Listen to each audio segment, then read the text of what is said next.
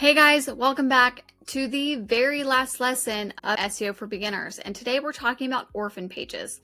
In orphan pages, you want to make sure you're connecting all of your content. This kind of goes back to that internal linking part back in phase one of that on-page SEO. And orphan pages are pages that are not linked to from any other page on your website. And the importance of this is because if a page is not connected, neither users nor search engines can find it. And that's why we want to make sure that all of our pages are linking out of importance. And for best practices, we want to ensure all pages are linked within your site structure to improve that discoverability and indexing. And the thing is that if you have a page that's not linking out to anything, it's likely not important.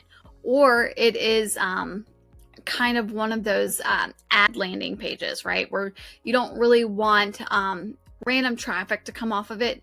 You're running an ad and you're trying to send people down this journey. So that's a very specific page, and it's not necessarily something that you want picked up by search engines. And so that's kind of the only instance that I would say orphan pages are okay. But you really want to ensure that every page is connected on your website.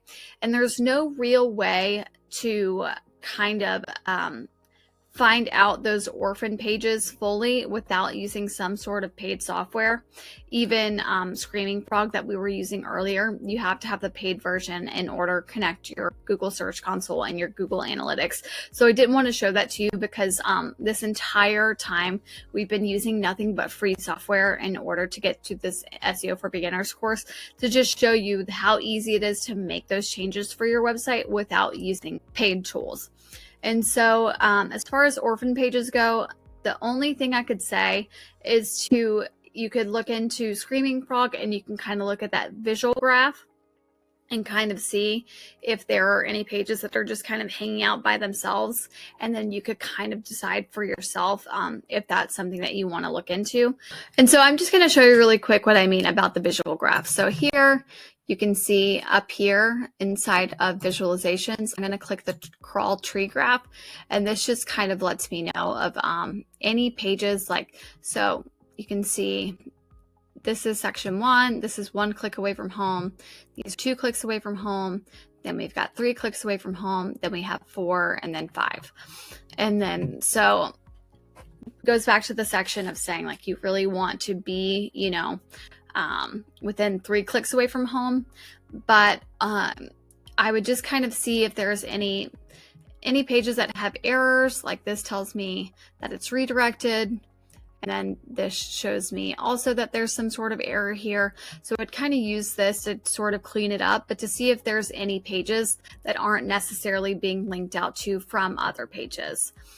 To just kind of use that as an example, you can look for orphan pages if you're inside of SEMrush or anything like that, but you really want to make sure that all of your content is connected to just kind of bring everything together, because in reality, when it comes to your website, you want every other page to kind of uplift the other page.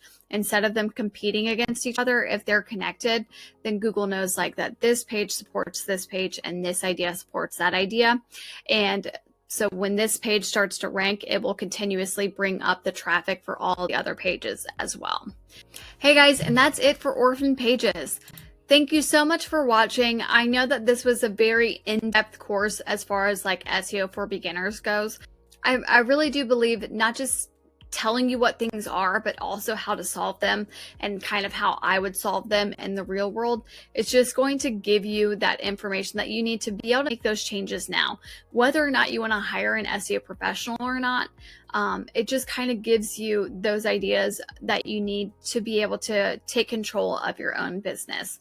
So with that being said, if you have any questions or clarifications, you can contact me at Tabitha@TwinningPros. You can reach us on Instagram or Facebook, twinning_pros for Instagram. For Facebook, it's Twinning Pros. We've got a TikTok. We have pretty much every social media platform that there is out there. So you guys feel free to reach out. I would love to have any questions or make any comments, and I'll see you guys in the next course.